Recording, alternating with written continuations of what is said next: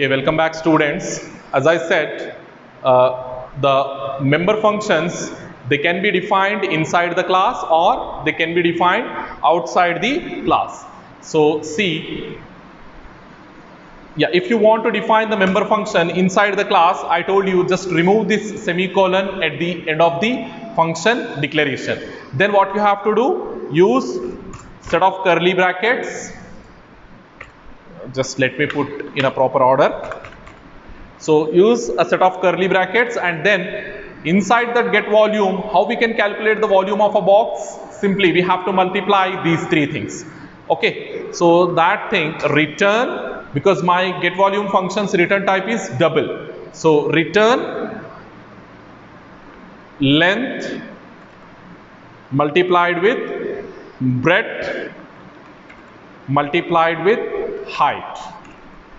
At the end, put the semicolon.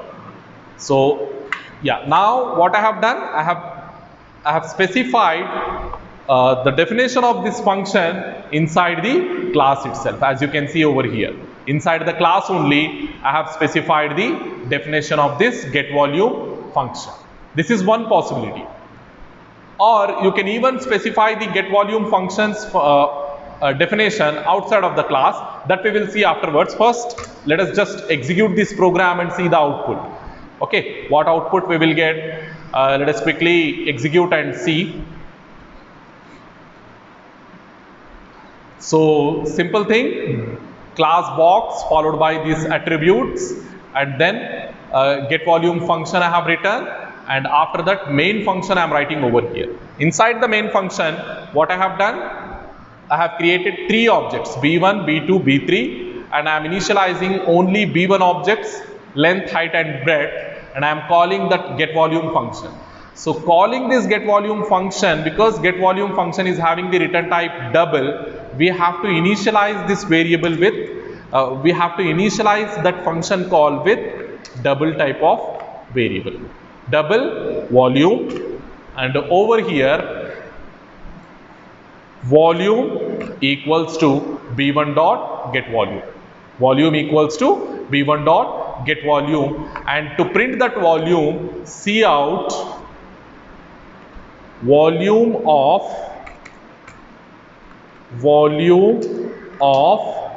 box 1, volume of box 1, that is VOL.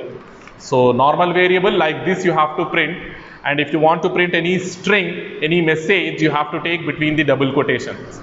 That difference you have to understand. Normal variable you have to put like this. To get the value from this volume variable, you have to put like this. This we want like a message on the output screen, so we have taken this inside double quotations. Okay, so next thing, we not only print the volume but also we print cout of length of b1, length of b1, so that is b1 dot length. In that same way we can print, I'm just taking the copy of this one. In that same way you can print height of b1, here b1 dot take the height. Then print the third one, that is breadth of b1, that is b1 dot take the breadth. So what we are doing, we are printing length, height, breadth as well as the volume. Okay, volume with the help of this get volume function we are calculating. Get volume function where we have inside this class we have. So how we can invoke the members of a class in the sense by using the object name dot member name. Object name dot member name. Here also same thing. To assign the value to length, b1 dot length, b1 dot height, b1 dot breadth. That same way, in order to invoke this get volume function, b1 dot get volume. As this get volume function, it is having a return value of type double. That is the reason why I have initialized the function call with a double type of variable. Now, whatever get volume function is going to return, that value will be stored inside this VOL. And over here, inside, from this volume volume variable only, we are printing the volume of that box. So now save the program, execute, compile, compilation successful. Okay, then to see the output, run. Okay, as it is, as we are not using any \n, that is nothing but printing in a new line, everything is printing in a single line. So over here in C++, to get a new line, you can use endl, end line, endl keyword. Okay, so here also we need a new line. So endl, again here endl keyword. Endl stands for end line. Okay, compile. So now you can see, yes, length of B1 10, length of B1, height of B1 20, breadth of B1 30, like volume of box 1 6000. After multiplying these three, we are getting 6000. So whatever we have done, this is only for B1 we have done. Again we have to do for B2 as well. So I will do, here only I will do the initialization. Okay, so B2 dot, it is length we have to take. So length I am taking, B2 dot length equals to some 2. Okay, then box 2, B2 dot height equals to some 3 I am taking. Then B2 dot breadth equals to some 4 I am taking, 2, 3, 4. So next I am calculating the volume, B2 dot get volume. Yeah, in order to calculate the volume, we have to use the get volume. Again, this is volume 1 for box 1, volume 2 for box 2. So here you make it as volume 1 and here you make it as volume 1, and now we are calculating volume 2 for the second box, volume 2 for the second box. So same thing, you take these output statements. Here you put endl, here I am missing D. So next control V. So these things we have to make it as for B2, isn't it? Length of B2, so that is B2 dot length. Okay, height of B2, B2 dot height. Then breadth of B2, B2 dot breadth. Then volume of box 2, so that is volume 2. So just see the difference. First we have initialized the variables which are there inside B1. Then we have initialized the variables which are inside B2. So initializing the B2 variables is not going to affect B1 variables. That difference you have to understand. So first we have initialized B1, then we have initialized B2, then we are printing B1, after that we are printing B2. If it gets affected, if B1 gets affected, then what should happen? Here also you have to get 2, 3, 4. That will not happen. When I execute the program, you can see the difference. That will not happen. See, for B1 you got 10, 20, 30 and 6000, and for B2 you got 2, 3, 4 and 24. If you multiply these three, you will get 24. So likewise, two objects of same class, B1 and B2, they belongs to the same class, box class, isn't it? Two objects of same class, they are going to behave independently. Independently in the sense, changing the properties of one object does not affect the properties of other objects. Changing the properties of one object does not affect the properties of other object. That thing you have to understand. Okay, quickly shall we go and do that B3 object as well? Yes. So I will take this thing, Control C, and I will paste over here. So this is B3 dot length. Here I am taking multiples of 5. 5, B3 dot height, that is 10, then B3 dot breadth, that is 15 I am taking. So like this, 5, 10 and 15. 3 variables I have initialized. Then I am calling B3 dot get volume. Then I have to use this statements to print the output as well. All these things where we are doing inside your main function we are doing. Okay, so B3's length, B3's height and B3's breadth. We are printing 3 things over here. B3's length, B3's height and B3's breadth. And we are storing the volume inside volume 3. So here you make it as volume 3, and in the top we have to declare that variable as well, volume 3 variable, VOL3. So this is your complete program. See here, inside main function we have created 3 objects and we created 3 variables to store the volumes of 3 different boxes. Okay, B1, B2, B3. Then here I have initialized B1 object, B1 box, and I have calculated the volume of B1 box. Then I have initialized B2 box, then calculated the volume of B2 box. I am using just a space between, just as a separator I am using this space. Then this I have calculated the volume of box 3. Then I am printing. So up to this I am printing the volume of box 1. So up to this volume of box 2. So here also we have to use end L. Then here I am printing the volume of box 3. So quickly go, compile and execute, run. See here, length of box 1, height of box 1, breadth of box 1, then volume of box 1, that is 6000. So in that same way we are getting for box 2, and for box 3 also we are getting. Okay, so in this way you can create any number of objects. Okay, any number of objects of your wish, and you can store their volumes in this volume 1, volume 2, volume 3 likewise. Okay, so this definition, function definition, whatever we have given over here, it is we have given inside the class, isn't it? Because the class definition is starting at this point and ending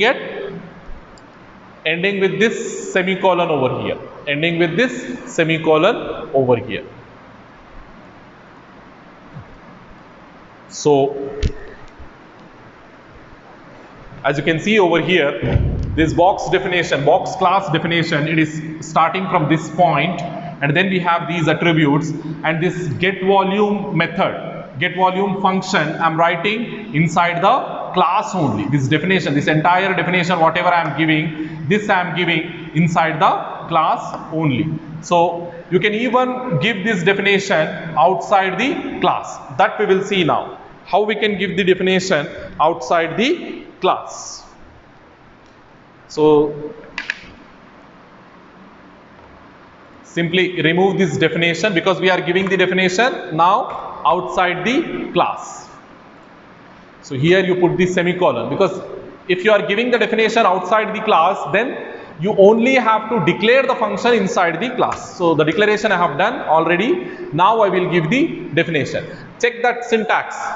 Okay, giving the definition, giving the function definition outside the class, I have written the syntax over here. Here I have written the syntax. First we have to specify the return type, then class name, scope resolution operator, then function name. If your function is having parameters, then parameter list. Then inside the 2 curly brackets you have to write the code for that function. Now we will do that one. So here this is something specifying the function definition outside the class. So now first thing we have to specify the return type. What is the return type of this get volume function? Double is the return type. So double followed by function name is, class name. followed by class name. What is class name? Box is class name. Then scope resolution operator. Then function name, get volume. Then use the curly brackets. Inside this, you have to write the definition of that function. Inside this, you have to write the definition of that function. So what is the definition? First, you have to specify. Definition, we are calculating the volume, isn't it? So how can we calculate the volume? Length multiplied with breadth multiplied with height. That's it. Length, breadth and height. So rest of the things, they are very same, because whenever you are going to invoke this b1.getValue, ultimately this will invoke the getVolume function of b1 object. b2.getVolume will invoke the getVolume function of b2 object. b3.getVolume will invoke the getVolume function of b3 object. So likewise. So simply save this. So once again, you just cross check this one. Whenever we are specifying the function definition outside of the class, you have to qualify that function definition with suitable class. So first return type followed by the class name, then these two semicolons, we call this as scope resolution operator. Then the function name get volume. So quickly go compile.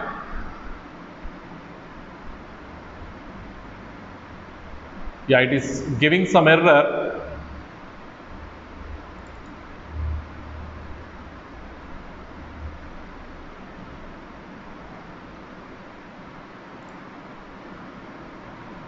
Yeah, this length, I think I misspelled over here. Okay, so now save.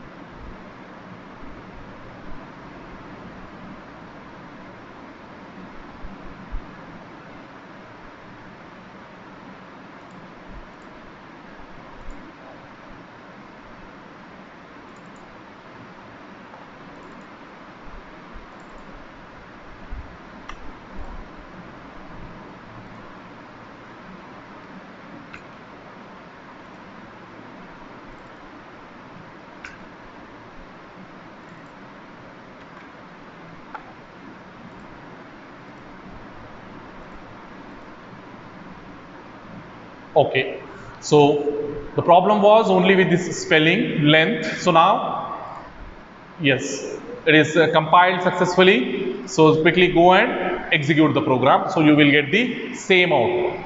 Okay, so this is how we can write this get volume function outside of the class. The thing you have to note over here is the syntax. How we are writing the get volume function outside of the class means, first you have to use the return type, then class name, then function name, followed by a set of parentheses. So in this way, we can write the member function definition outside of the class. Okay.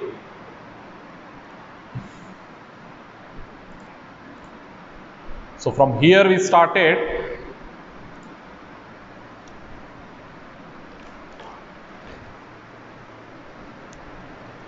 From this point we started, I have defined classes and objects. Okay, then I have given the example, I have given the syntax as well as example for a class. So yeah, defining member function inside the class definition. So over here, as you can see, we defined the get volume function inside the class. So class is ending over here and we have given the function definition inside the class only. Okay, so now defining the member function outside of the class. So I told you we have to use the scope resolution operator that we are using over here. Return type followed by the class name, then the scope resolution operator, then get volume function name. Okay, so this function is returning the volume of that box. So we are calculating the volume and we are returning that volume. This we discussed.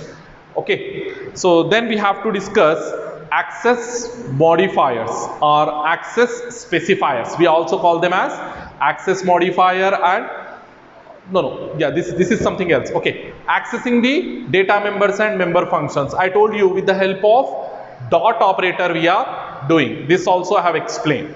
Okay, accessing the data members and accessing the member functions, how we are doing with the help of dot operator. Okay, now the access modifiers or access specifiers. This we will see in our next video. Okay, hopefully you understood the concepts, and I insist you people, if you have any kind of doubt, please post in the comment section of that particular video. If you are getting any kind of doubts, because these classes when we are conducting, definitely we are going to assess at some point of time. Okay, I don't want to listen any kind of thing that, sir, we have not understood, sir, we don't have the flexibility of asking the questions. Likewise, if you have any kind of questions, either you can post in the group, WhatsApp group, or you can, it is better if you post in the comment section, because daily after returning to home, I am noting down your attendance. Okay, those who are attending in time and those who are attending out of the time, means the span you already, it is already clear to you, right? The time span from 12 to 1 DSA class. That means you have to post the attendance between that time only, 12 to 1. In that case only your attendance will be considered. If you are posting after that time, nowhere we are going to consider your attendance. Okay, it is something online, means you don't have that kind of flexibility. It means you have to post in time only. Okay, when I am conducting the class, you have to post the attendance, that's it. Okay, so if you have any kind of doubts, post in the comment section, definitely I will give the reply. And concerning this access modifiers, we'll see in our next class. Thank you.